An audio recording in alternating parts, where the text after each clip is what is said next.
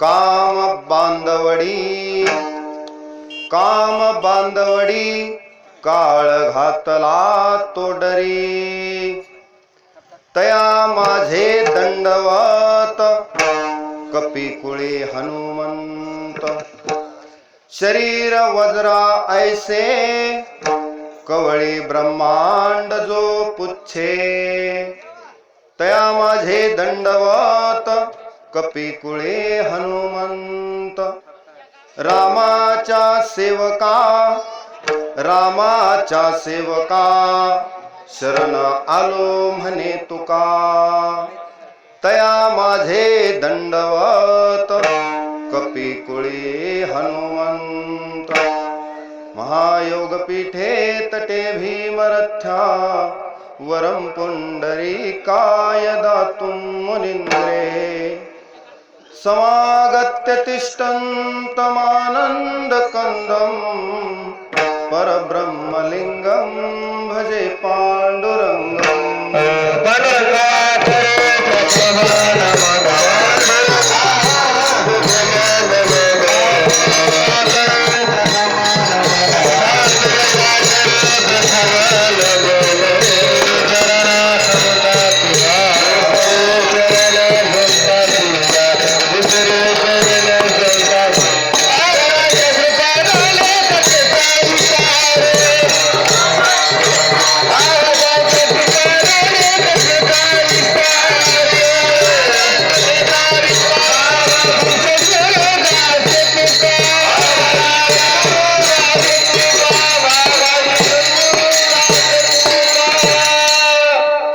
पांडुरंगा करू प्रथम नमान दुसरे चरण संतांचे त्यांच्या कृपादाने कथेचा विस्तारो बाबाजी सद्गुरु दास तुका लोकाभिरामं रणरंग धीरं राजीव नेत्रं रघुवंशनाथं कारुण्यरूपं करुणाकरं तं श्रीरामचन्द्रं शरणं प्रपद्ये मनोजवं मारुततुल्यवेगं जितेन्द्रियं बुद्धिमतां वरिष्ठं वातात्मजं वानरयूथमुख्यं श्रीरामदूतं शरणं प्रपद्ये दक्षिणे लक्ष्मणो यस्य वामे च जनकात्मजा पुरतो मारुतिर्यस्य तं वन्दे रघुनन्दनम्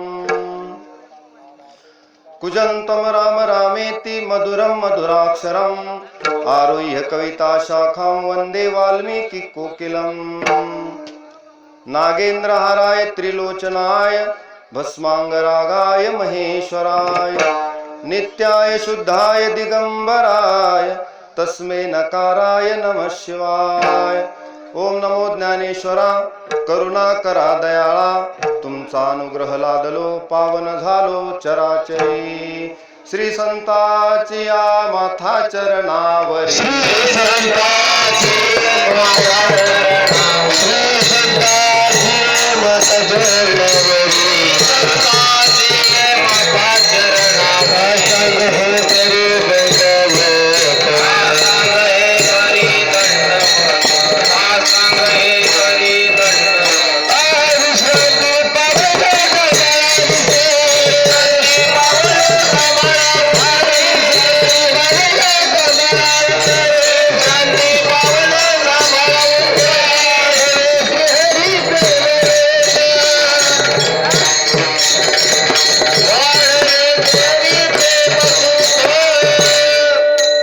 संतांच्या माथा चरणावरी साष्टांग हे करी दंडवत विश्रांती पावलो सांभाळा उत्तरे वाढले अंतरी प्रेम सुख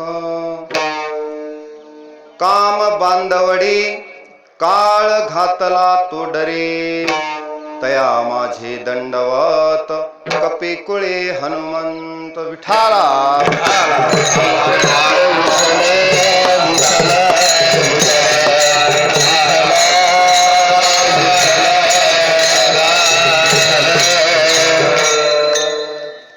प्रस्तुत प्राप्त प्रसंगी मौजे सोनखेड येथील हनुमान मंदिरामध्ये आयोजित आजची कीर्तन रूपी सेवा हनुमान जन्मोत्सवानिमित्त हनुमान जन्माच्या प्रसंगी सूर्योदय समयाला अगदी वेळेवर सुरुवात झालेली ही कीर्तन रूपी सेवा आणि या कीर्तन रूपी सेवेसाठी निवडलेला अभंग जगद्गुरु जगदवंदनीय वैराग्यमूर्ती देहू निवासी संत श्रेष्ठ तुकोबराय यांचा 4 चरणांचा उत्कृष्ट असा सर्वांच्या पाठांतरातील हा अभंग असून या अभंगाद्वारे तुकोबराय हनुमंताच्या पराक्रमाचं आणि गुणाचं वर्णन करतात। विठाला विठ्ठल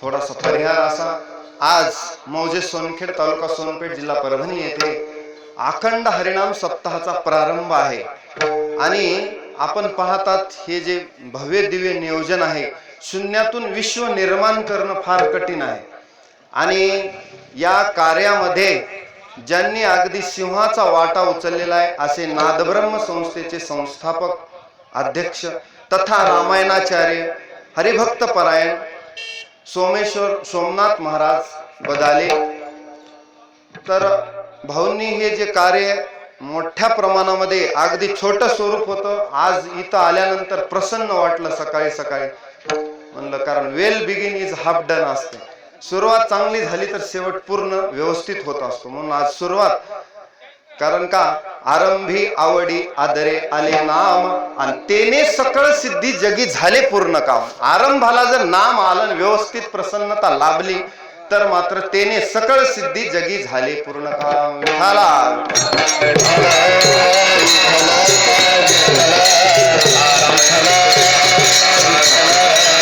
तर अगदी उत्तम असं नियोजन हरिभक्त परायण सोमनाथ महाराज आणि त्यांच्या नादब्रह्म संस्थेतील सर्व विद्यार्थी नेहमीच आपल्या कीर्तनाला असतात आणि अगदी सुंदर पकवाज वादक आणि हळूहळू त्यांना जी धार येते त्याचं योगदान भाऊंचं आहे आणि या सोनखेड मध्ये सगळ्या ग्रामस्थांना हे लक्षात यायला पाहिजे की आपल्या या ठिकाणी शून्यातून विश्व ज्यांनी निर्माण केलं त्यांना सहकार्य करणं हे आपलं परम कर्तव्य आहे।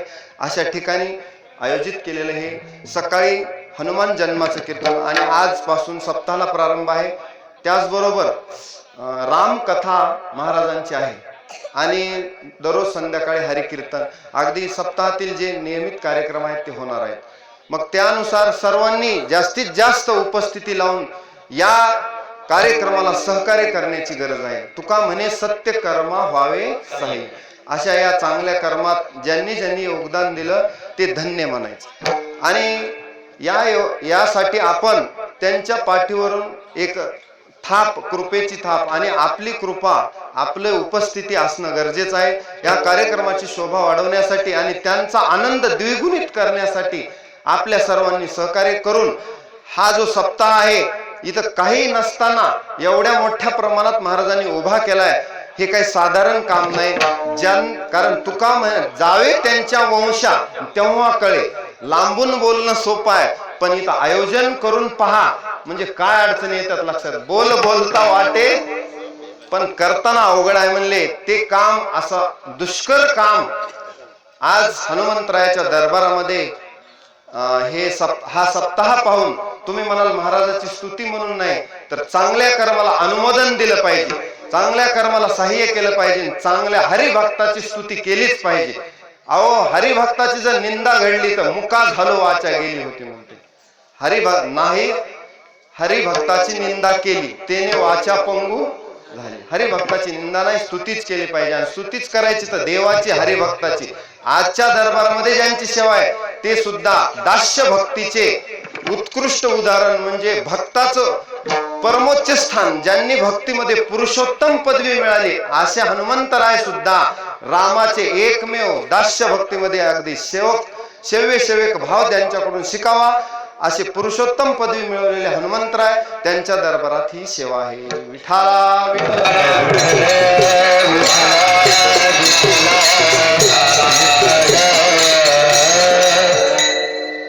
अगदी उत्कृष्ट नियोजन. आणि या सप्ताहामध्ये प्रारंभीच आपण सकाळी हनुमान जन्म साजरा केला. थोडक्यात पूर्व पीठिका सांगतो आणि आपल्या अभंगाकडे आपण वळू. एवढासा परिहार देणं अगदी गरजेचं होतं आणि या उत्साहामध्ये सर्वांनी सामील व्हा. इकडे ज्यांचा आवाज यायलाय, चला चला काय नाही, ठीक आहे. तर प्रसंग असा आहे, आता आपण गुलाल उधळला, आपल्याला वेळ कमी होता म्हणून आपण अगदी वेळेवरच गुलाल उधळला. त्याची पूर्व पीठिका सांगतो. हनुमंतरायाचा आज जन्म आहे. चैत्र महिन्यातील ही शुद्ध पौर्णिमा म्हणजे या 9 वर्षातील पहिली पौर्णिमा. या चैत्र शुद्ध पौर्णिमेला सूर्योदय समयाला हनुमंतरायाचा जन्म झालेला आहे. प्रसंग रामायणात हनुमान जन्माचा असा आहे की ऋष्यशृंगाला बोलावून दशरथ महाराजांनी पुत्र कामेष्टी यज्ञ सुरू केला. यज्ञ नारायण यज्ञकुंडातून प्रगट झाले आणि पायस पात्र घेऊन आल्यानंतर त्यांनी त्याचे 3 भाग करायला सांगितले. वशिष्ठांनी ते 3 भाग केले आणि 3 राण्यांना दिले. पहिल्यांदा कौशल्येला तो भाग दिल्यानंतर तेने राग आला कनिष्ठिकेशी, म्हणजे कैकेयीला राग आला आणि विघ्न ओढवलं. तो जो भाग होता तो सुरवचसा नामे स्वर्गीची देवांगना आणि ब्रह्मशापे जाना घारी झाली. त्या सुरवचसा नामाच्या शापित घारीनं तो भाग कैकेयी रुसल्यामुळे तो भाग उचलला, पिंड घारीने झडपिला, तो नेला आणि तिकडं ऋष्यमुख पर्वती अंजनी तपकरी 8वीला अंतरे सदाशिव.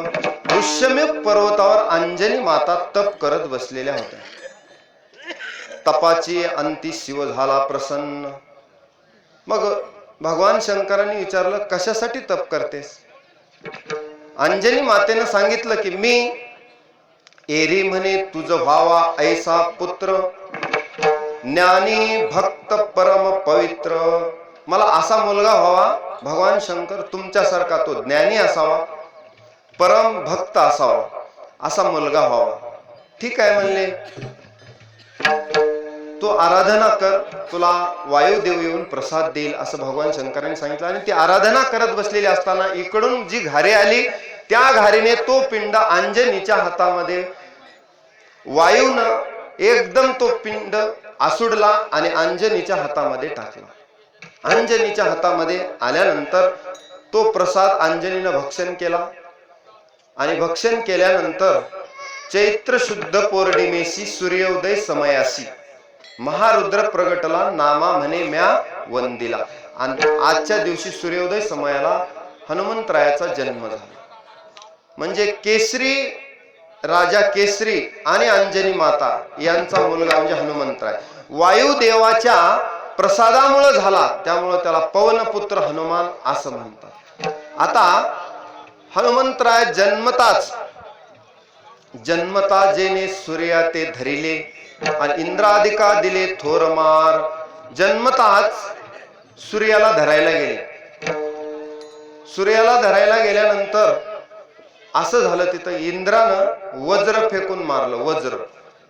वज्र हनुमंतरायाच्या हनुवटीला लागला. हनुवटीला लागल्याबरोबर हनुमंतराय मेरूच्या एका गुहेत, मेरू पर्वताच्या जाऊन पडले त्या वज्र प्रहारामुळे. आणि वायुदेवानं ही अवस्था पाहिली हनुमंतरायाची. वायुदेव म्हणाले, माझ्या मुलाला ज्यांनी कुणी त्रास दिलाय तर मी ह्या पृथ्वीवरील संपूर्ण वायुसंचारच बंद करून टाकतो. मग आता ऑक्सिजनच बंद झाल्यावर कोण जगेल? कोणीच जगणार नाही. सर्व देव देवता शरण आले. वायुदेवाला म्हणले, असं करू नका, तुमच्या हातात आमचा सगळा प्राण आहे. सर्व प्राण तुमच्या हातात आहे. मग सर्व देवांनी मिळून हनुमंतरायाला वरदान दिलं. इंद्र चंद्र वरुण ब्रह्मादी करून सर्व देवांनी एवढी मोठमोठे वरदान हनुमंतरायाला दिले. सूर्यानं आपलं तेज दिलं. ब्रह्मानं सांगितलं की याचं शरीर वज्रासारखं होईल, काय होणार? इंद्रानं सांगितलं की वज्रासारखं शरीर होऊन जाईल, कुठलाही प्रहार होणार नाही. ब्रह्मदेवानं सांगितलं शस्त्राचा प्रहार हनुमंतरायाच्या अंगावर चालणार नाही. अशा वेगवेगळ्या सिद्धी वेगवेगळे प्रकारचे वरदान सर्व देवतेकडून हनुमंतरायाला प्राप्त झाले आणि नंतर वायुदेवाने पूर्ववत आपला वायू पृथ्वीवर सोडला, उपकार झाले. आणि हनुमंतराय त्यानंतर एवढे शक्तिशाली पराक्रमी अगोदरच होते, त्यानंतरही, कारण येतानाच भगवान शंकराचा प्रसाद म्हणजे भगवान शंकराचं रूपच आहे ते. 11वा रुद्र ज्यांना म्हणतात, रुद्र अवतार.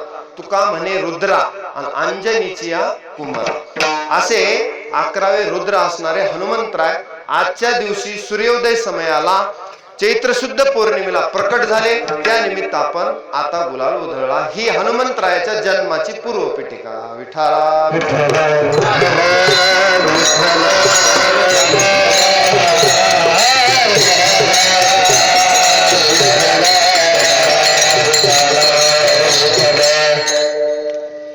कोणत्याही मातेच्या पोटी असा भक्त पुत्र जन्माला येणं म्हणजे तिचं परम भाग्य आहे. कुळी कन्या पुत्र होती जे सात्विक, तयाचा हरीख वाटे देवा. सर्वांना आनंद वाटतो, देवाला सुद्धा आनंद वाटतो. ज्ञानी भक्त जन्माला यावा असं प्रत्येक मातेला वाटत असतं आणि वाटलं पाहिजे. वास्तविक पाहता भक्त पोटाला येणं म्हणजे त्या आईची कुस पवित्र असते. आईची कुस पवित्र, कुळ पवित्र, कुलम पवित्र, जननी कृतार्था. एवढंच नाही, पुढे सांगतात वसुंधरा पुण्यवतीच येन. अहो, अख्खी पृथ्वी ज्यांच्या येण्यानं पुनीत होते त्याला म्हणायचं ज्ञानी परम पवित्र भक्त. कारण देव सुद्धा अशा भक्तांना आलिंगन देतो, जवळ करतो. विठाला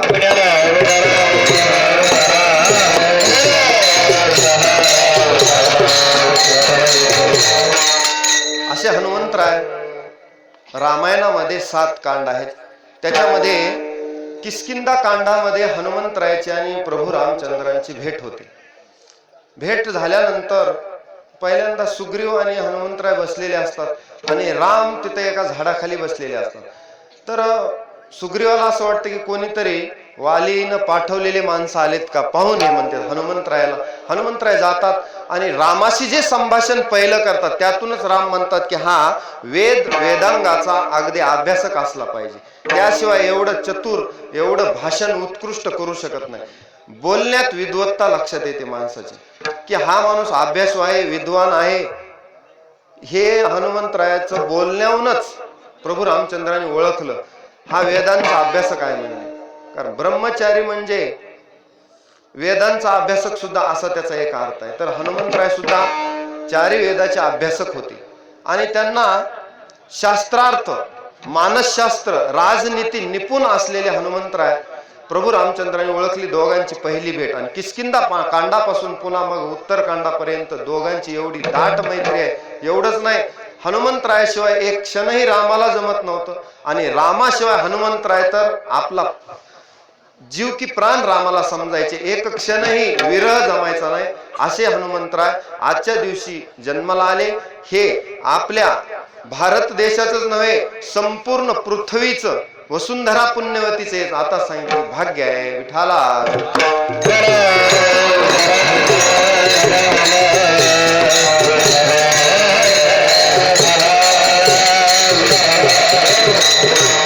नवविधा भक्ती आपल्या शास्त्रात सांगितले आहे. श्रवणम कीर्तनम विष्णू स्मरणम पादसेवनम अर्चनम वंदनम दास्यम सख्यमात्मनिवेदनम.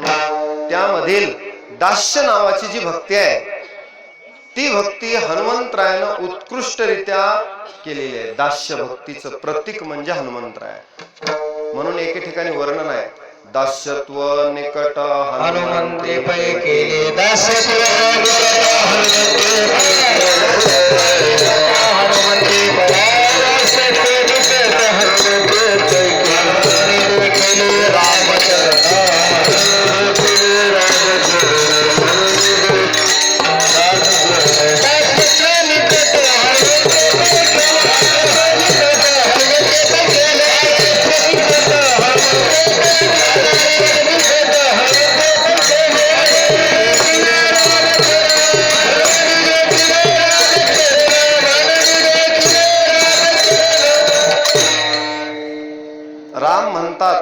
दास भक्तीचा आदर्श हनुमंतराय आहेत. आता हनुमंतरायाच्या जीवनामध्ये गुण जर वर्णन केलं तर अनेक गुण हनुमंतरायाच्या जीवनामध्ये आपल्याला दिसतात. शूर आणि धीर स्वामी काजी तू सादर, महत्वाचे हे 3 गुण एका अभंगात तुकोबाराय दुसऱ्या सांगतात की शूर आहेत हनुमंतराय, धीर आहेत, धैर्यशाली आहेत, शूरवीर आहेत आणि स्वामी काजी तू सादर, स्वामी कार्यासाठी तत्पर आहेत. अगदी क्षणाचाही विलंब नाही, क्षणाचाही विलंब नाही. प्रभू रामाच्या कार्यामध्ये प्रमाद नाही. प्रमाद म्हणजे त्यांना मरण वाटायचं. ज्यावेळेस सीताशुद्धीला हनुमंतराय जात होते, मैनाक पर्वताला असं वाटलं की आपण पवित्र व्हावं. कारण का, भक्ताचे पायाचा जरी स्पर्श झाला तरी पवित्र होत असत, दर्शन झालं तरी पवित्र. मग मैनाक पर्वत उंच उंच वाढायला लागला. हनुमंतराय समुद्रावरून जात होते, परंतु हनुमंतरायाने सांगितलं तुम्ही किती जरी विनंती केली मैनाक पर्वताला बनवायला, आज थांबणंच शक्य नाही, मी थांबणार नाही. फार तर तुम्हाला मी स्पर्श करून पुढे जाईल, पण रामाच्या कार्यामध्ये मला एक क्षणही विलंब जमणार नाही. नाही तर वास्तविक तिथं त्या पर्वतावर असं सुंदर वातावरण होतं महाराज, कोणी रमला असता थोडा वेळ तरी, परंतु हनुमंतरायाला रामाच्या कार्यापुढं बाकीचं तुच्छ आहे, म्हणून हनुमंतराय तिथं थांबले नाहीत. विठाला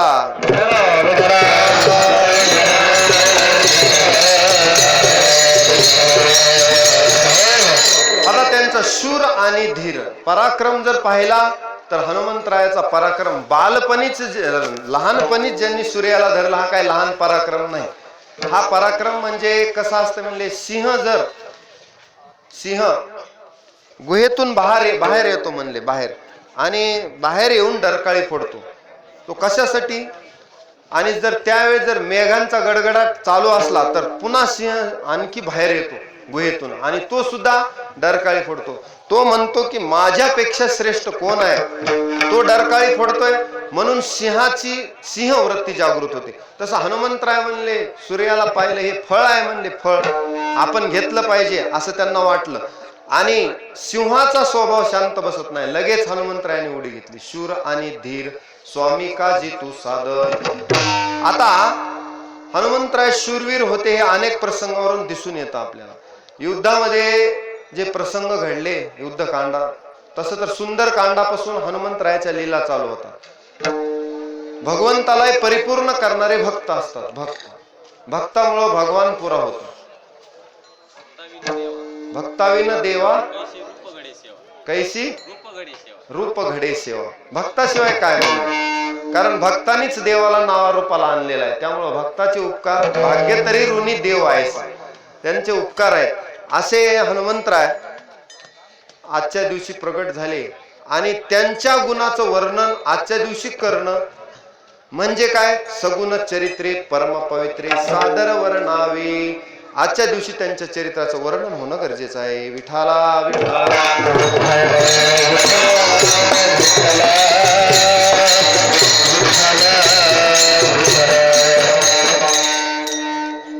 चला, हनुमंतरायाच्या जीवनातील काही मुख्य प्रसंग आपण जेवढे वेळेमध्ये होतील तेवढे पाहू. बाकी रामायणामध्ये आपण सुंदरकांडात वाचतो, परंतु काही महत्वाचे प्रसंग त्यांच्या जीवनातले पाहिल्यानंतर आपल्याला जेवढं वेळेमध्ये शक्य आहे तेवढ्या वेळेत आपण ते घेण्याचा प्रयत्न करू. सीताशुद्धीसाठी हनुमंतराय ज्या वेळेस सर्व सैन्य पाठवलं आणि दक्षिण किनारे गेल्यानंतर जांबुवंत म्हणतात, हनुमंतराय तुमच्यामध्ये अशी शक्ती आहे की तुम्ही हा समुद्र पार करून जाऊ शकता. आणि हनुमंतराय 100 योजन समुद्र पार करून लंकेमध्ये गेले. मग जातानी सिंहिकेचा उद्धार केला, लंकिनीचा उद्धार केला. हनुमंतराय गेल्यानंतर महत्वाचा प्रसंग आहे, सीता शोध करायचा आहे. आता सीता माता असतील कुठे, रावणाने अपहरण करून नेलंय पण ठेवलंय कुठे माहित नाही. लंका चौबाजूनी पाण्याने वेढलेली आहे, दुर्गम आहे, जाणंच कठीण, प्रवेश मिळणंच कठीण. अशा अवघड प्रसंगी रामाचे भक्त हनुमंतराय म्हणतात, ज्या ठिकाणी रामनाम आहे ना त्या ठिकाणी अशक्य काही नाही म्हणले, सर्व शक्य. अशक्य ते तुम्हा नाही नारायणा, निर्जीवा चेतना अनावया. काय नाही म्हणले, अशक्य नाही मला काहीच. आणि रामनामाच्या बळाची ताकद गेल्यानंतर सर्वत्र सीता शोध चालू केला. पहिल्यांदा ते इंद्रजिताच्या महालात गेले, रावणाच्या महालात गेले. रावणाच्या अंतपुरातील अनेक अस्ताव्यस्त स्त्रिया पाहिल्या. अस्ताव्यस्त स्त्रिया पाहिल्यानंतर आता शोध घ्यायचा म्हणल्यावर, स्त्रीचा शोध घ्यायचा म्हणल्यावर स्त्रिया जिथं आहेत तिथंच जावं लागेल. परंतु ते राक्षसच, ईट ड्रिंक अँड बी मेरी, खा प्या आणि मजा करा. मग त्या वेगवेगळ्या विचित्र अवस्थेत स्त्रिया पाहिल्या, शृंगार करताना पाहिल्या. आता हनुमंतराय ब्रह्मचारी आहेत. हनुमंतरायाला असं वाटू लागलं की आपलं हे पाहणं योग्य नाही आणि हे माझ्यावर ही वेळ आली आहे, परंतु सीता मातेला तर शोधायचंय आणि इथं तर हे दृश्य माझ्यासमोर जे दिसतंय ते ब्रह्मचर्याला घातक आहे. मग काय करायचं? तर हनुमंतराय मनामध्ये विचार करतात की देवा, कोणतेही कार्य डोळ्याने जरी आपण एखादी घटना पाहिली तरी जोपर्यंत ती मनापर्यंत पोहोचत नाही तोपर्यंत काही नाही म्हणले. पण मनामध्ये तिचा विकार निर्माण झाला की मग मात्र ती बाधक होते. उदाहरण सांगतो, आपणही सुंदर स्त्री पाहतो आणि कुत्राही सुंदर स्त्री पाहतो, परंतु कुत्र्याच्या मनात सुंदर स्त्री बद्दल कुठलाही विकार निर्माण होत नाही आणि आपल्या मनात विकार निर्माण होतो. मग हनुमंतराय म्हणले, माझं मन जे विकाराला कारणीभूत आहे ते निर्विकार आहे म्हणले, कुठलाही विकार नाही. भले माझ्यासमोर स्त्रिया अस्तव्यस्त दिसल्या तरी सुद्धा मी ह्या कामाला बळी पडणार नाही. मी ह्या कामाला बांधून घालील अभंगाचं प्रथम चरण.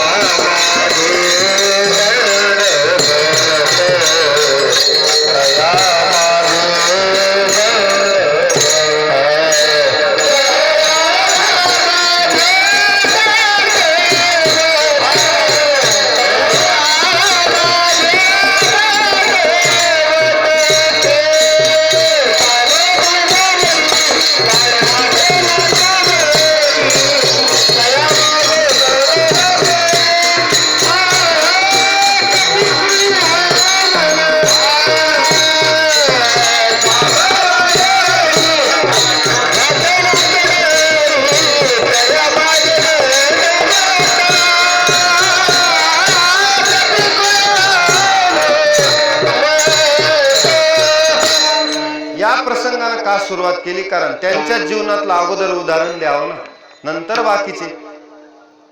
म्हणजे का की हनुमंतरायन त्या ठिकाणी काम बांधवडी काळ घातला तो डरे. काम बांधवडी घातला म्हणजे कामाला बंदीखाना केला. म्हणजे कामाला सांगितलं तू माझ्याजवळ येऊ शकत नाहीस.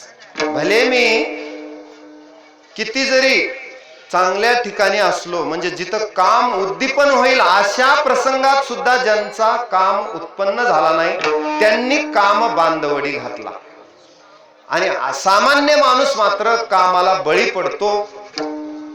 अहो, साधारण सौंदर्याला सुद्धा माणूस बळी पडतो. तर जिथं रंभा मेनके सारख्या अप्सरा असल्यानंतर माणूस, सामान्य माणूस तिथं कामावर विजय प्राप्त करू शकत नाही.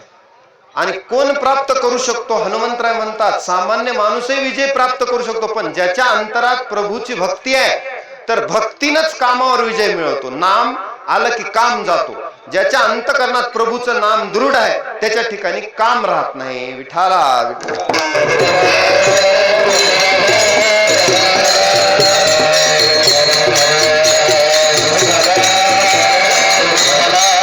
मग काम बांधवडी घालायचा असेल तर नाम अंतकरणात धारण करा. मग हनुमंतराय म्हणतात, रामा तुझं नाम माझ्या हृदयात आहे. मी सीता शोध करताना काही दृश्य पाहिलं तरी मन निर्विकार आहे. कारण पाप कोण करतंय म्हणले? इंद्रिय पाप करत नाहीत. इंद्रियांचं कनेक्शन मनाशी आहे. मनापर्यंत जर तो विकार पोहोचला तर मात्र पाप घडलं. आणि पाहूनही न पाहिल्यासारखं केलं म्हणजे मनापर्यंत ती गोष्ट जाऊ दिली नाही, इथूनच बाहेर. इंद्रिय तर पाहणार. आता मी चालत असताना मला काय पण दिसणार ना, जे काही समोर आहे ते दिसणार आणि डोळे तिथून बाजूला जाऊ शकत नाहीत. फक्त तो विकार मनापर्यंत पोहोचू द्यायचा नाही. म्हणजे कसा, आता तुम्हाला थोडक्यामध्ये सांगतो. एखादा सुंदर बंगला आपण पाहिला तर ठीक आहे म्हणायचं, देवांचं चांगलं काम केल्यामुळे ह्या माणसाला हा सुंदर बंगला मिळाला. लक्षात घ्या, प्रभूची भक्ती केल्यामुळे तो आज सुखामध्ये आहे, एवढंच. तो बंगला माझा का नाही किंवा मला व्हावा असं जर मनात वाटलं की ते कनेक्शन मनापर्यंत गेलं म्हणायचं. म्हणजे विद्युत प्रवाह मनात गेला की करंट लागतो. तसं काम तिथूनच बाजूला सारायचा, मध्ये येऊ द्यायचा नाही. त्याला तुकोबाराय म्हणतात ना, मध्ये एकदा देवाला बसवा म्हणले, मग काम क्रोध बाहेर जातात. तुका म्हणे देह भरिला विठ्ठले,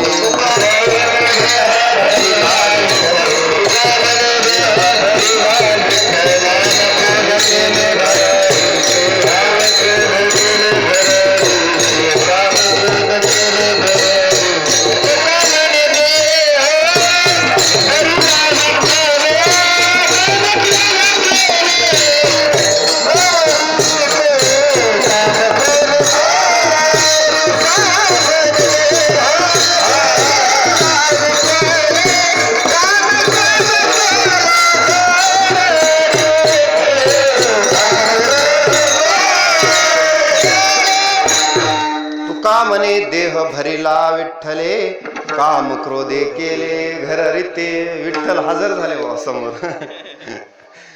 एकदा विठ्ठल हृदयात भरला की मग काम क्रोध तिथं जागा राहत नाही. कारण का, हृदयामध्ये ज्यांची मूर्ती आपण स्थापन केली, विठोबाला हृदयात, म्हणजे हृदय बंदीखाना केला ना आत विठ्ठल कोंडीला.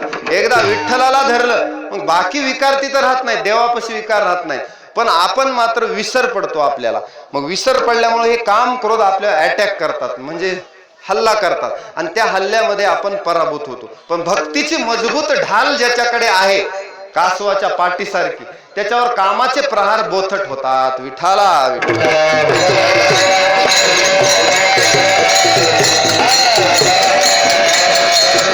आता थोडक्यामध्ये उदाहरण सांगतो. पराशर ऋषींना सुद्धा कामाने मोहित केलं. मत्स्यगंधेशी रथ झाले. वालीला सुद्धा कामानं रथ केलं. भस्मासूर मुकला प्राणासी, त्याची गती झाली वालीशी. इंद्रा पडले भग चंद्र झाला काळा. कथा सांगत नाही, फक्त उदाहरण सांगतो तुम्हाला. कामाने कुणा कुणावर प्रहार केला आणि कोण कोण कामापासून कसे वाचले. म्हणजे आपला विषय काय,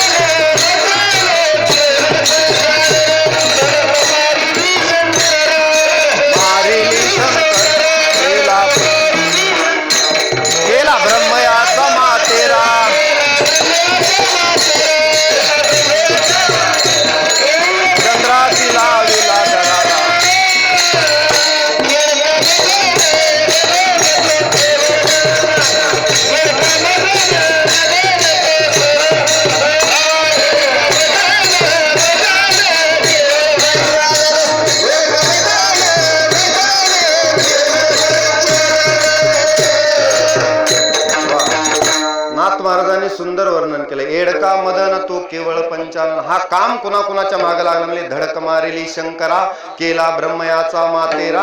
इंद्रचंद्रासी दरारा, लाविला जेने दुर्योधना मारेली गदा, केला रावणाचा चेंदा. कुणा कुणाला काय झालं पहा. इंद्र पडले भग चंद्र झाला काळा. भस्मासूर मुकला प्राणाशी, त्याची गती झाली वालीशी. पराशर मोहित झाले, विश्वामित्र मेनकेशी मोहित झाले. मोठमोठ्या ऋषींना कामाने प्रहार केला. पण हनुमंतराय, इथं तुकोबाराय म्हणतात, हनुमंतराय मात्र काम बांधवडी, त्यांनी काम आपल्या ताब्यात घेतला. म्हणजे काय, कामाला आपल्या ताब्यात घेतलं, त्याच्यावर विजय मिळवला. विजय मिळवणं एवढं सोपं नाही. कसा विजय मिळवला? तर 14 जणांनी विजय मिळवला. आता आपल्याला विजय मिळवायचा आहे, लक्षात घ्या. आता जे मोहित झाले त्यांचं सोडा, पण कशामुळे मोहित झाले हे लक्षात घ्या, आणि त्याच्यापासून वाचण्याचा उपाय काय हे महत्वाचं आहे. कामापासून वाचायचं असेल तर भक्ती अंतकरणात धारण करा, असं ऋषींनी संतांनी सांगितलं. काम आला की नाम आलं की काम राहत नाही, आणि काम अंतकरणात घुसला की नामाचा विसर पडतो. नारद चुकला चाळा भजनाचा. सतत नारायण नारायण करणारे नारद सुद्धा नारदी झाली, नारदाची सुद्धा. म्हणजे काय, काम काय करतो, माणसाला प्रहार करतो. चला, वाचण्याचा उपाय सांगितला. 14 जण वाचले, बरी नव्हे थट्टा. थट्टेपासून वाचले 14 जण. शुक भीष्म हनुमान, चौथा कार्तिक स्वामी जान. यासी नाही बट्टा. ह्या 14 बट्टा नाही. पुन्हा कुणाला? शुकाचार्य 12 वर्ष गर्भात होते, ते नागवीची पळून गेले रे. ब्राह्मणाचे पोर एक खेळाशी झाले, ते 12 वर्ष लपाले रे. कापत कापत बाहेर आले. म्हणजे काय, शुकाचार्य दुःख आठवत होते, आणि शुकाचार्य रंभेला पाठवलं तरी मोहित झाले नाहीत. काम बांधवडी घातलेले उदाहरण सांगलो. हनुमंतरायासारखे शुकाचार्यांनी सुद्धा काम बांधवडी. त्याच्यानंतर भीष्माचार्य वडिलाला विवाह करून देण्यासाठी स्वतः ब्रह्मचारी राहिले. एवढा मोठा ज्यांनी त्याग केला ना, अखंड ब्रह्मचार्य टिकवलं, ते म्हणजे भीष्माचार्य. त्याच्यानंतर हनुमंतराय ब्रह्मचार्य टिकवलं, आणि कार्तिक स्वामी चौथा जान. त्यांनी सुद्धा असे आणखी सुद्धा उदाहरणं आहेत. हे 4 इथं सांगितलं. त्याचबरोबर कच्छ सुद्धा शुक्राचार्याकडे संजीवनी विद्येसाठी गेला होता, परंतु कामाला मोहित झाला नाही. त्यानं देवयानीला मोहित न होता आपलं जे संजीवनी विद्येचं काम आहे तेच केलं, बाकी नाही. आणि कामावर विजय प्राप्त केला. काम बांधवडी. हनुमंतरायांना असा काम बांधवडी घातला, त्यांना कोणीही मोहित करू शकला नाही, असे हनुमंतराय. विठाला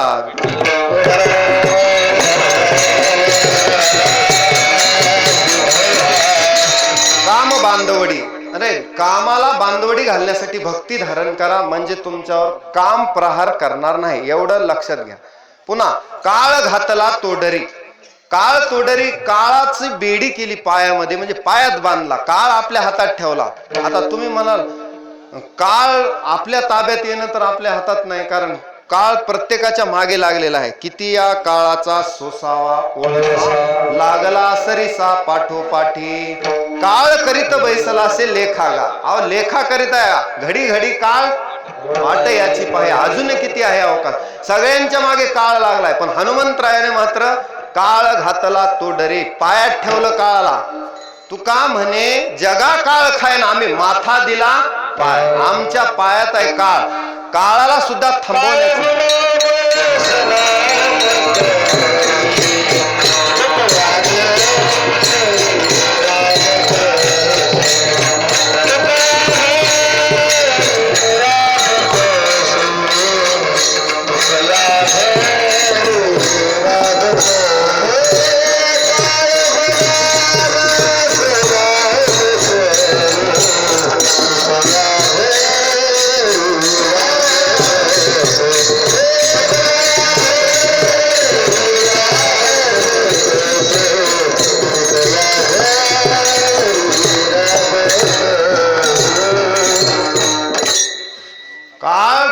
सलाम करी. अहो, काळ त्यांना सुद्धा सलाम करतो. काळ त्यांच्या पुढे काळ चालत नाही. तुकोबारासाठी काळाच्या ताब्यात त्यांनी हे देह दिलाच नाही. आपण कालच सांगितलं कीर्तनामध्ये की देह हा आपला सर्वांचा काळाच्या ताब्यात आहे, त्यांचा नाही. त्यांनी मरणा हाती सुटली काया, विचारे या निश्चय. मरणा हातून काया सोडवून टाकली, मरणाच्या ताब्यात जाऊ दिली नाही. सदे प्रयाण काळी देवे विमान पाठविले, कलीच्या काळा माझे अद्भुत वर्तविले. मानव देह घेऊन निजधामा गेले. नीट बघा, आपला देह काळाच्या ताब्यात दिला नाही. काळ घातला तोडरे, असं संतांनाच हे काळ तोडरे घालता येतो. विठाला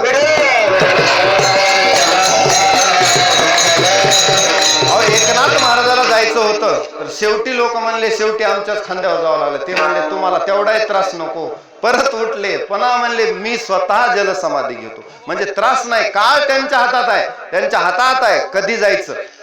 मी येतो असं म्हणून जोग महाराज गेले. आता त्यांचा शताब्दी महोत्सव झाला ना, ज्ञानोबा समाधीसमोर बसले आणि मी जातो असं म्हणल्या प्राण गेला. काळ घातला तो डरीच आहे ना. असे अनेक महात्मे असतात ज्यांच्या हातात आहे कधी जायचं कधी जायचं, ही काया कधी आपली इथला अवतार संपवायचा. कारण ते आपलं येताना काम घेऊन आले असते, अवतार झाला की संपत. म्हणजे जसं शंकराचार्य 32 वर्षानंतर अवतार कार्य संपलं म्हणायचं त्यांचं. त्यांना मरण आलं आपल्याला, त्यांच्यासाठी नाही, त्यांचं अवतार कार्य संपलं. ज्ञानोबा आहे 21-22 वर्षामध्ये अवतार कार्य समाप्त. असं 42 वर्षात तुकोबरायचं अवतार कार्य समाप्त. म्हणजे काय की अवतार कार्य जोपर्यंत आहे तोपर्यंत ते राहतात. अहो रामाला सुद्धा न्यायला एकदा काळ पुरुष आला होता बघा. काळ पुरुष शेवटी रामायणाच्या शेवटी काळ पुरुष भेटायला आले. लक्ष्मणाला सांगितलं तू दारावर बस. आणि ते काळ पुरुष ब्राह्मणाचा वेश धारण करून आले होते आणि म्हणले मला रामाशी काय गुह्य गोष्टी बोलायच्या. मग दोघच आतमध्ये गुह्य एकमेकाचं हितगुज करत असताना लक्ष्मणाला सांगितलं माझी एक आट आहे, आता जरी इथं कोणी दारावर आला मध्ये सोडलं नाही पाहिजे, मध्ये जर सोडलं तर तुला शिक्षा होईल. आता लक्ष्मण म्हणले ठीक आहे, मध्ये कुणालाच येऊ देत नाही. कारण आता काळ पुरुषाची रामाची भेट होती. मग आता काळ पुरुष काही कानात सांगायला आला असेल, राम आता तुमचा संपत आला अवतार कार्य, बरं आता तुम्ही इथून जायला हरकत नाही. अशा काही गप्पा असतील त्यांच्या, त्या गप्पा तिथं दिलेल्या नाहीत, आपण अनुमान प्रमाण लावलं. मग ते तितक्यामध्ये दुर्वास मुनी तिथं का येऊ नये. दुर्वास मुनी आले ना. आपल्याला माहित आहे दुर्वासांचा राग म्हणजे भयानक आहे. राग अंबऋषीला छळायला आले होते राग घेऊन मुद्दाम, पण सुदर्शन त्याशी जाळीत फिरे. त्यांना मात्र सुदर्शन लावलं देवानं माग. आणि अंबऋषी कारणे जन्म 10 घेतले. 10 जन्म देवानं आपल्यावर गर्भवास घेतले. काय चालू होतं आपलं. काळपुरुष आल्यावर दुर्वास मुनी तिथं आले. दुर्वास मुनी म्हणले मला आताच एका क्षणात रामाला भेटायचे. लक्ष्मण म्हणले आता इथं कुणाचीच सत्ता चालणार नाही, 1 मिनिट नाही, जोपर्यंत आत मला आज्ञा नाही म्हणले तुम्हाला मध्ये सोडायची. ते म्हणले मला आज्ञा जर दिली नाही मध्ये सोडायची तर संपूर्ण अयोध्या भस्म करून टाकतो. मग काय करायचं बघा. आता लक्ष्मण म्हणले सगळ्यांना त्रास होण्यापेक्षा मलाच शिक्षा झालेली बरी, म्हणजे समष्टीसाठी स्वतःचा त्याग केलेला बरा. म्हणले धर्मसंकटच आहे ना, आता काय करायचं. रामाची आज्ञा पालन करायची का दुर्वासाचा कोप शांत करायचा. असे प्रसंग जीवनात आपल्या बी येतात. निर्णयच होत नाही तिथं. विठ्ठल महाराज निर्णयच होत नाही, काय करायचं. मग आता लक्ष्मण म्हणले सगळ्यासाठी मला शिक्षा झाली तर झाली, पण दुर्वासांचा कोप सगळे अयोध्या भस्म होऊन जाईल म्हणले, त्यापेक्षा सोडलं.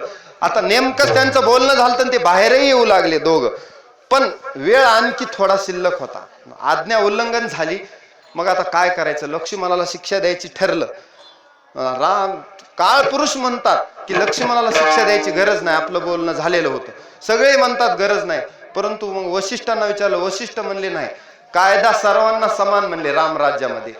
आज्ञा उल्लंघन झाली तर लक्ष्मणाला शिक्षा झालीच पाहिजे आणि त्यांना ती शिक्षा दिली. विठाला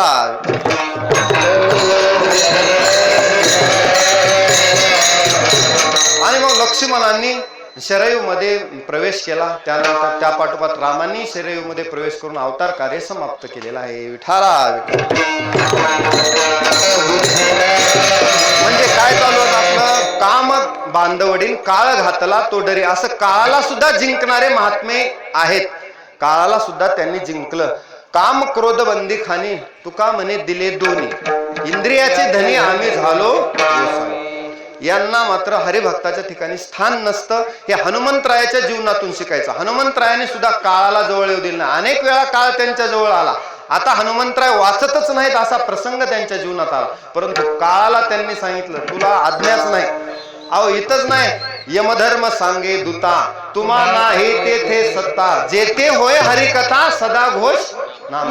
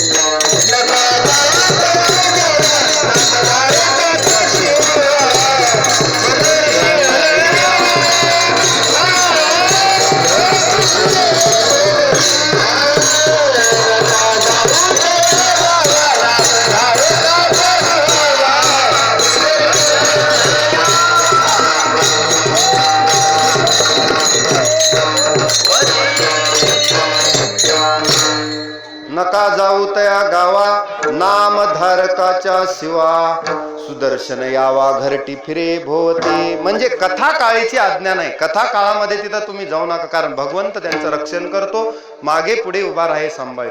काळाचं त्यांच्यावर कामाचाही प्रहार होत नाही हरिभक्तावर. तशी दृढ भक्ती धारण हनुमंतरायांनी केली, ती आपल्या जीवनात यावी हा उद्देश आहे. कारण का देवा भक्तामुळं देव पवित्र होतो, आणि सुंदरकांडाला नावच सुंदरकांड आहे. भक्ताच्या लीला देवाला सुंदर वाटतात. उदाहरण सांगतो तुम्हाला. भगवान श्रीकृष्ण एकदा पूजा करत बसले होते. आता कृष्णस्तु भगवान स्वयं, महाराज स्वतः देव आहेत, कुणाची पूजा करत असतील. उद्धवाला थोडं आश्चर्य वाटलं. उद्धव म्हणले, देवा तुमचं देवघर मला एकदा दाखवा. बाप्पा उद्धव म्हणले देवाला, तुमचं देवघर मला एकदा दाखवा, तुम्ही पूजा कुणाची करतात खरं सांगा. उद्धव म्हणले, ते सहसा बघायलाच मिळत नाही म्हणले दुसऱ्याला, पण आता तू माझा प्रिय आहेस म्हणून तुला दाखवतो. आणि घेऊन गेले हाताला धरून.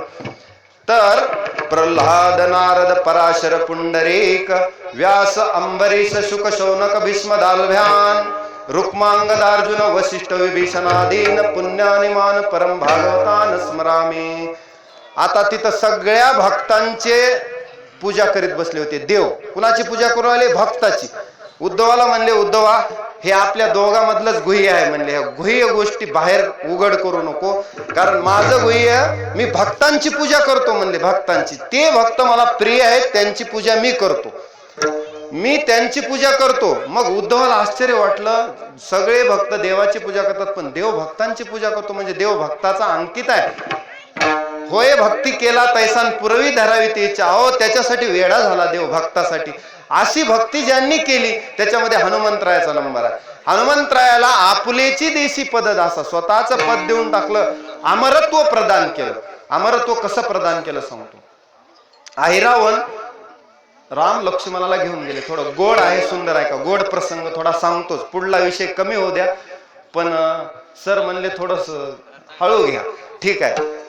रामायणातला प्रसंग आहे. अहिरावण आणि महिरावण रावणाच्या सांगण्यावरून रामाला पाताळात घेऊन गेले. गेल्यानंतर आता रामाचा आणि लक्ष्मणाचा बळी द्यायचा होता. विठ्ठल महाराज गोरे सर बळी द्यायचा होता. आता ते काय म्हणले बघा, राक्षस ते राक्षस, त्यांना काय माहित प्रभू रामचंद्र जगाचे बाप आहेत, त्यांना परब्रह्म स्वरूप अवतार घेऊन आलेत म्हणून माहित नाही. सामान्य समजत होते ते रामाला, सामान्य पादचारी वनवासी आहे असं समजत होते. वल्कले धारण केलेले आहे, आपल्या पुढे यांचा काय निभाव लावणार. तो आवेशात म्हणाला, काळ घातला तोडरी कसा बघा, आणि काम बांधवडी काळ घातला तोडरी. आणि भक्तांचं कौतुक भगवंत कसं सांगतात, भक्ताचा महिमा कसा वाढविला बघा. आता मृत्यू समोर आहे, मृत्यू समोर आहे. अहिरावण मैरावण सांगितलं, आता तुम्हाला मृत्यू आहे, बाकी दुसरी बात नाही. जे काही स्मरण करायचे ते करून घ्या. काही इच्छा असेल शेवटची तर सांगा, काही इच्छा असेल तर सांगा. महिला मंडळ हे बघा, महिला मंडळाला विनंती, वर जाऊ नका, मारुतीच्या जवळ जाऊ नका, पायरीपासून दर्शन घ्यायचं. सर्वांना नियम माहित आहे बरं, खालून दर्शन घेत जा, वर कोणी जाऊ नका. महिला मंडळाला विनंती आहे.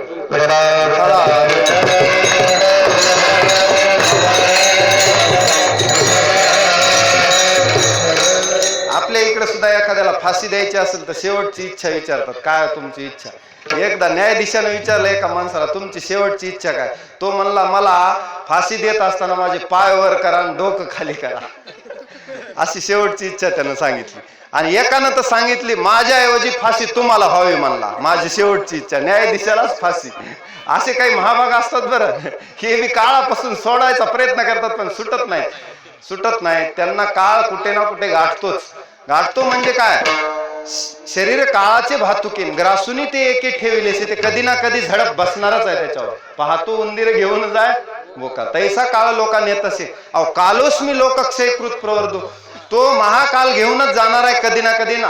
एकदा तुमचं मरण अटळच आहे. जातस्य ही ध्रुव मृत्यू ध्रुवम जन्म मृतस्य तस्मात परिहारे ते न त्वम सोची तुमरती. अर्जुना, मृत्यूबद्दल शोक सोडून देतो, ते कधीतरी एकदा घेऊन जाणार आहे, त्याचा विचारच करू नको. भक्ती कर, त्याला न्यायचं तेव्हा त्याचं काम करू दे, तुझा उद्धार करून घ्यायचं तुझ्या हातात आहे. मृत्यू तर अटळच आहे, त्याचा विचार केल्यानं तो येणार नाही असं आहे का. एखाद्याला वाटलं नाही नाही मी विचार केल्यामुळे मृत्यू लांबेल, लांबत नाही. एक माणूस बसमध्येच फेऱ्या घालू लागला, इकडून तिकडं. दुसऱ्यानं विचारलं का बसमध्ये फेऱ्या घालतोस थांबलेल्या बसमध्ये? तो म्हणतो नाही नाही मला खूप घाई आहे गावाला जायची. अरे पण तो बस ड्रायव्हर आल्याशिवाय बस हलणारच नाही ना. तू किती जरी घाई केलीस तरी, तसं किती जरी विचार केला आपण तर आपला विचार उपयोग नाही. काळ यायचा तेव्हा येणारच आहे. जसं ठरलंय त्याप्रमाणे विधिवत मृत्यू येणार आहे. त्याबद्दल शोक करू नको तू. त्यापेक्षा तू भक्ती कर. चिंता त्या मृत्यूची करण्यापेक्षा चिंतन कर. चिंता पळून जाईल तुझी. चिंता ते पळाली गोकुळा बाहेरीन, प्रवेश भितरी केला देवे. देव मध्ये आल्यावर चिंता पळते. हे गोकुळच आहे आपलं शरीर. गोकुळ म्हणजे इंद्रियाचा समूह. इंद्रियाचा समूह. प्रवेश भितरी केला देवे. एकदा भक्ती आली की मग चिंता ते पळाली गोकुळा बाहेर पळून जाते. चिंता त्याच्यावर सोडतो. घालून या भार, तुका म्हणे घालू तयावरी भार, किंवा घातली या भार होईल कैवारी नारायण. या पद्धतीनं आपला विषय चालू होता. मग आता राम लक्ष्मणाला तिथं आणल्यानंतर त्यांना ऐरावून मैरावून सांगितलं, हा चला शेवटचं स्मरण करून घ्या तुमचं काय ते. आता तुमचा बली दिला जाणार आहे आणि तुमचं जीवन समाप्त होणार आहे. त्यावेळेस राम आणि लक्ष्मण दोघांनी हात जोडले आणि सगळं जग देवाचं स्मरण करते. सगळं जग कुणाचं? पडता जड भारी दासी आठवावा हरी. आपण कुणाचं स्मरण करतो? संकट आल्यावर देवाचा धावा करतो. आणि कुणाचा करावा? केला पाहिजे तर देवाचाच केला पाहिजे. द्रौपदीने देवाचा धावा केला, गजेंद्राने देवाचा धावा केला. देवाचा धावा केला तो धावून येतो भक्तासाठी. मग आता देवानं कुणाचा धावा करायचा? अडचणच आली ना. त्यावेळेस रामाने हनुमंतरायाचा धावा केला. बघा सगळं जग ज्यांचा धावा करते रामाचा, ते राम भक्ताचा धावा करतात. आणि हनुमंतरायाचा धावा केल्यावर हनुमंतराय तिथं आले आणि हनुमंतरायांनी राम लक्ष्मण नेले आणले चोरून. त्यांना पुन्हा वापस आणलं. पुन्हा ऐरावनाच्या तावडीतून सोडविलं. म्हणजे काळ घातला तो डरे. आपला तर घातला पण देवाचा काळ आलेला सुद्धा ज्यांनी घातला. म्हणून काळ घातला तो डरे, काळ घातला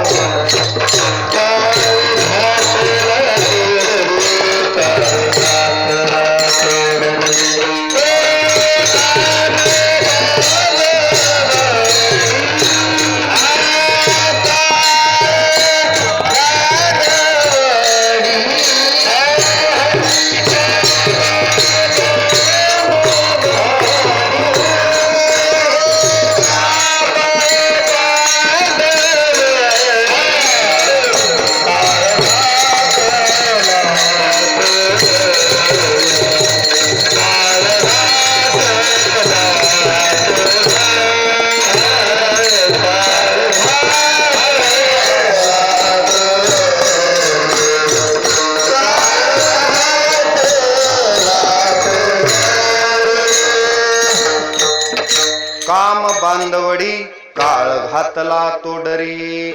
या दोन्हीला सुद्धा जवळ येऊ दिलं नाही, जे सामान्य माणसाला शक्य नाही. तो काम बांधवडी बंदीखाना घातला हनुमंतरायांनी. आणि काळही तो डरी. काळाला सुद्धा पायात बांधलं म्हणजे आपल्या मनावर ठेवलं, आपल्या ताब्यात ठेवलं. काळाच्या ताब्यात आपण न जाता आपल्या ताब्यात काळ. बघा म्हणजे काळावर सुद्धा ज्यांनी विजय मिळवला ते हनुमंतराय. अशा हनुमंतरायाला तुकोबाराय ध्रुव चरणात म्हणतात, तया माझे दंडवत कपिकुळे हनुमंत.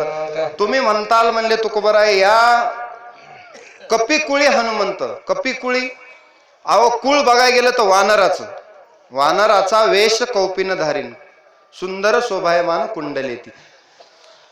तर वानर कुळामध्ये, वानर जातीमध्ये जन्माला येऊन म्हणजे असंस्कृत जाती समजली जायची, त्या जातीमध्ये जन्माला येऊन सुद्धा एवढा उत्कृष्ट भक्त होऊ शकतो, याचं उत्तम उदाहरण पुरुषोत्तम पदवी मिळालेले हनुमंतराय. म्हणून त्यांना माझा दंडवत. तया माझे दंडवत कपिकुळी हनुमंत. किंवा कपिकुळ उद्धरिले आणि मुक्त केले, कुळाचा उद्धार केला. कुलम पवित्रम जननी कृतार्था वसुंधरा पुण्यवतीचे येण. कुळ पवित्र केलं, कपिकुळ उद्धरिले. एकटे नाही तर अनंत भक्त राशी तरले वानर आणि ज्ञानदेवा घर चिदानंदी विठाला.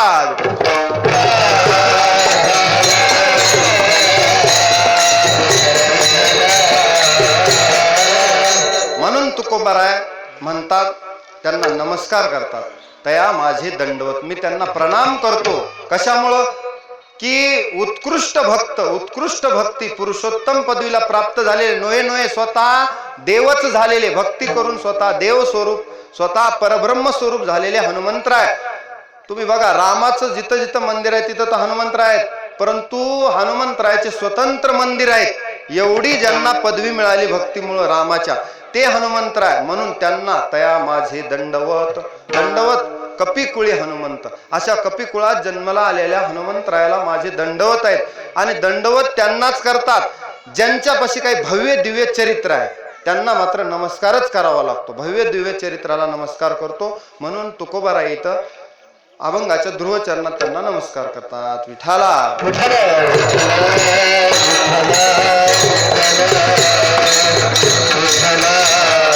जाऊन का घेत नाही? आता मुलांनी मला सांगितलं 7:45 त्यांची परीक्षा आहे, 8ला म्हणजे 7:45 पर्यंत 5 मिनिटांना अगोदर सोडतो. थोडक्यात आता राहिलेला एकदा सर्वांनी विठोबा रखुमाईचं भजन करा, राहिलेले 2 चरण ओघवत सांगून मग सेवा समाप्त करू.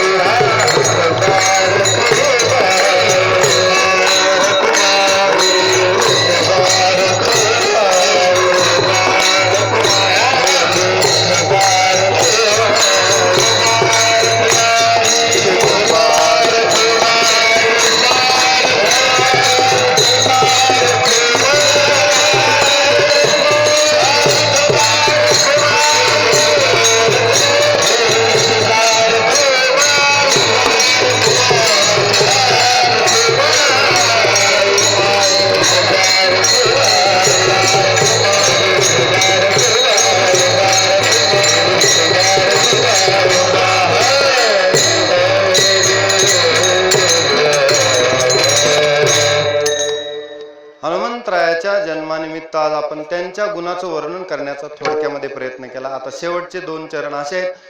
3ऱ्या चरणामध्ये तुकोबाराय म्हणतात, शरीर वज्रायसे कवळी ब्रह्मांड जो पुच्छे. हनुमंतरायाचं वर्णन करतात की त्यांचं शरीर कसं आहे, वज्रासारखं आहे. इंद्रांनी दिलेला तो वरदान आहे, इंद्रांनी, किंवा तुझं शरीर वज्रासारखं होईल. मगच आपण सांगितलं सगळ्या देवदेवतांचं वरदान हनुमंतरायाला लाभलेलं आहे. त्याच्यामध्ये त्यांचं शरीर वज्रासारखं झालं म्हणजे वज्रादपी कठोरानी म्हणायचं त्याला. मृदुनाम कुसुमादपीन, वज्रादपी कठोरानी, असं वज्रादपी कठोर शरीर ज्यांचं होतं. म्हणजे शस्त्र तर चालतच नव्हते. ज्यांनी आंतरबाह्य शत्रूवर विजय मिळवला त्याच्यावर कोणतं शस्त्र चालत नाही. बघा, इंद्रजितानं बाह्य शत्रू विजय मिळवला होता, इंद्रजितानं, पण आंतरशत्रू विजय मिळवणं शक्य झालं नाही. आंतरशत्रू म्हणजे काम, क्रोध, लोभ, मोह, मद, मत्स्य, हे 6 षडविकार. या षडविकारावर विजय मिळवायचा. सत्व रज तमाच्या पुढे जायचंय त्रिगुणातीत अवस्थेला. म्हणजे आंतरशत्रू जे जे आहेत त्या सर्वांवर विजय मिळवायचा. विकार असतील, षडविकार, त्याचबरोबर आपल्या अंतरामधले जे काही संकल्प विकल्प आहेत याच्यावर बी विजय मिळवावा लागतो. म्हणजे काय की आंतरशत्रू आहेत. आणि बाह्य शत्रू म्हणजे हे जे काय बाकीचे राजे, ज्यांनी हल्ला केला त्यांच्यापासून संरक्षण करणं, हे बाह्य शत्रू झाले. तर आंतरबाह्य शत्रू विजय मिळवला हनुमंतरायांनी. कारण निकुंबिळेला ज्यावेळेस इंद्रजित यज्ञ करत बसलेला होता आणि तो यज्ञ जर पूर्ण झाला तर त्याला मात्र त्याला पराभूत करणं अवघड होतं दुसऱ्याकडून. इंद्रजित मात्र अमर होणार होता. मग त्यावेळेस हनुमंतराय विभीषण सोबत गेले, लक्ष्मण, आणि तो यज्ञ विध्वंस केला. आणि तो एवढा गरजेचा होता. तिथं हनुमंतरायाच्या पराक्रमाचं वर्णन आणि मानसशास्त्र किती पक्क होतं हे लक्षात येईल. मग त्या ठिकाणी हनुमंतरायांनी तो यज्ञ विध्वंस केला आणि नंतर मग इंद्रजिताला लक्ष्मणाच्या हाताने मृत्यू आला. म्हणजे काय की शरीर वज्रायसे, त्या ठिकाणी अनेक वेळा हनुमंतरायाच्या शरीरावर प्रहार झाले, परंतु ते शरीर वज्रासारखं असल्यामुळं, आता रामायणामध्ये एवढे शस्त्राचे नाव येतात, तोमर, मुदगल, असे वेगवेगळे शस्त्र आहेत. ते लक्षात सुद्धा राहत नाही, एवढे शस्त्राचे नाव आलेले आहेत भावार्थ रामायणात. त्या शस्त्रांचा प्रहार हनुमंतरायावर झालेला नाही. शरीर वज्रायसे, त्याचं कारण काय, शरीर वज्रासारखं कठीण होतं. आणि आपल्याला सुद्धा रामदास स्वामीने असं सांगितलं की तुमचंही शरीर वज्रासारखं कठोर करायचं असेल तर बलोपासना करा. म्हणून तर हनुमंतरायाचे मंदिर गावोगाव आहेत. बलोपासना म्हणजे आखाडे असायचे पूर्वी, सूर्योपासना करायची, ज्याला शरीर मजबूत, सूर्योपासना. ओम मित्राय नमः, ओम रवये नमः, म्हणजे आदित्यस्य नमस्कारम ये कुर्वंती दिने दिने. दररोज सूर्याला नमस्कार करणं आणि सूर्याची बलोपासना हनुमंतरायाच्या दरबारामध्ये करणं, त्याला म्हणायचं शरीर वज्रायसे होण्यासाठी. त्यांचं शरीर होतं वज्रासारखं शरीर, कारण नायम आत्मा बलहीनेनं लभ्य सांगितले. आत्मज्ञान जरी प्राप्त करायचं असेल तर बलवान माणूस लागतो. बलहीन माणसाला आत्मज्ञान होत नाही. विठाला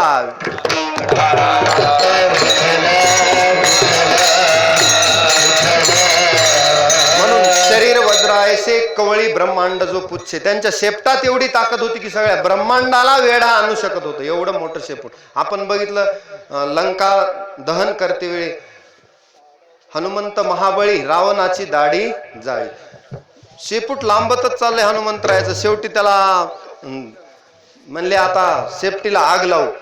मग आग लावली तर हनुमंतरायानं सगळी लंका जाळी लंका धन्य धन्य म्हणे तुका. पूर्ण लंका दहन केली. मग रावणाच्या लक्षात आलं की एक वानर जर एवढा पराक्रम करू शकते तर रामाच्या सगळी सेना जर आल्यावर आपलं काही खरं नाही. अर्धा आत्मविश्वास रावणाचा तिथंच गेला आणि अर्धा आत्मविश्वास शत्रूचा गेला की युद्ध अर्ध जिंकलं तिथंच. म्हणजे एकट्या हनुमंतरायानं अर्ध युद्ध तिथंच जिंकून आलं. कारण का शत्रूचा आत्मप्रत्यय खलास करणं. एक जर वानर एवढा पराक्रम करू शकतो. अशोक वन संपूर्ण विध्वंस केलं. एवढे 14,000 वनकर असून सुद्धा तिथं त्यांना नष्ट केलं. आणि एवढे प्रथम सीतासुद्धी हनुमंत गेला लंका दहन करून आखया मारेला जम्मू माळी त्रिभुवनी त्राटीला. आनंदाची वार्ता घेऊन आला. एवढा पराक्रम ज्यांच्यात आहे. साधारण पराक्रम नाही. 17 उड्डाणे हुंकार वदने आपण आरती म्हणतो ना. करी डळमळ भूमंडळ सिंधू जळ गगनी कडाडले ब्रह्मांड धाके त्रिभुवन. एवढे ज्यांचे होतं. दुमदुमले पाताळ उठला प्रतिशब्द थरथरला धरणीधर मांडीला. असं ज्यांची ताकद होती ते हनुमंतराय शूरवीर आहेत.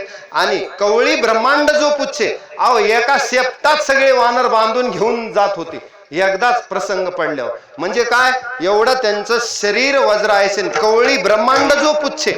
आणि त्या शेपटीला रावणासारख्याला जमलं नाही. उलट रावणाची फजिती झाली. तर बाकीच्यांना ती शेपटी कशी हललो. एकदा द्वापार युगात भेट दिली ती हनुमंतरायानं भीमाला वाटलं माझ्यासारखा पराक्रमी कोणी नाही. कवळी ब्रह्मांड जो पुच्छे शेपटीत किती ताकद होती. आणि अंथरून बसले असं झाडाखाली. पुढे जाऊ द्यायचं नव्हतं भीमाला, कारण पुढे देवतांचं नगर होतं. भीमाला पुढे जायला प्रवेश नव्हता. म्हणूनच त्यांनी ते आणि त्याचं गर्वहरणही करायचं होतं. दोन्ही कामं असतात. एकाच्या संकटेन उगवी दोन कामं करून जातो. एका कामाला येतो आणि 2 कामं करून जातो असं. हा कोटी हा त्या पद्धतीनं. मग म्हणले माझी शेपटी मला उचलत नाही, मी अशक्त आहे, तुम्ही उचला. भीमाला म्हणले. भीम उचलायला गेले. शेपटी काय उचलली. कवळी ब्रह्मांड जो पुच्छ कशी उचलल म्हणजे उचलली नाही. भीमाला आपला गर्व परिहार झाला. मान्य केला हनुमंतराय तुम्ही बलवान आहेत. अतुलित बलधामा तुमच्याकडे अतुलित असं बल आहे. म्हणले तुम्ही आम्हाला येत नाही तर दर्शन द्या. त्या ठिकाणी दर्शन दिलं. भीमाला सांगितलं मी सुद्धा वायुदेवाचा पुत्र आहे, तुम्ही सुद्धा वायुदेवाचे. दर्शन दिलं. आणि नंतर भीमाला लक्षात आलं की मग हेच हनुमंतराय द्वापार युगात अर्जुनाच्या ध्वजस्तंभावर होते. ध्वजस्तंभावरी वानरू तो मूर्तिमंत शंकरू सारथी शारंग धरू अर्जुनेशी. विठाला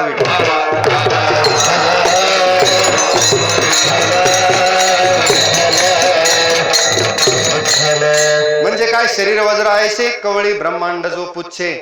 अशा पद्धतीनं ज्यांचं शरीर वज्रासारखं होतं. बाकी कशाचे प्रहार त्यांच्यावर झाले नाहीत. आणि शेवटपर्यंत हनुमंतराय तर तसं तर चिरंजीव आहेत. लक्षात ठेवा. त्यांना मृत्यूच नाही. काळ घातला तो डरी ते सुद्धा खुजा आहे त्यांच्या पुढे.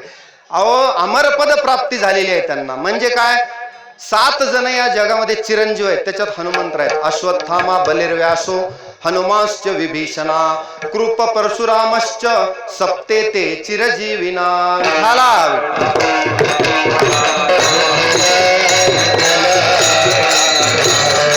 हे 7 जण चिरंजीव आहेत. त्याच्यामध्ये हनुमंतराय चिरंजीव आहेत. आणि जिथं जिथं रामकथा चालू असते तिथं आताही हनुमंतराय उपस्थित असतात. कोणत्या तरी वेशामध्ये हनुमंतराय आताही उपस्थित असा वरच त्यांना दिलेला आहे.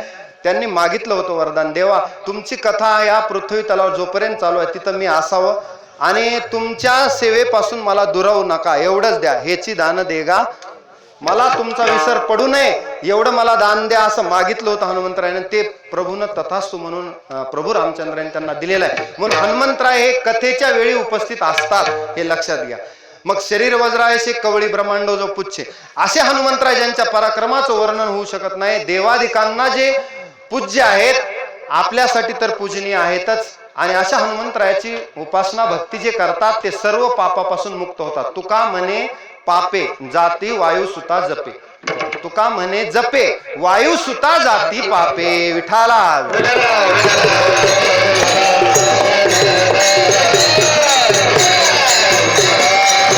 असे हनुमंतराय केली सीता शुद्धी मूळ रामायणा आधी, ऐसा प्रतापी गहन सकळ भक्तांचे भूषण. असे हनुमंतराय आहेत.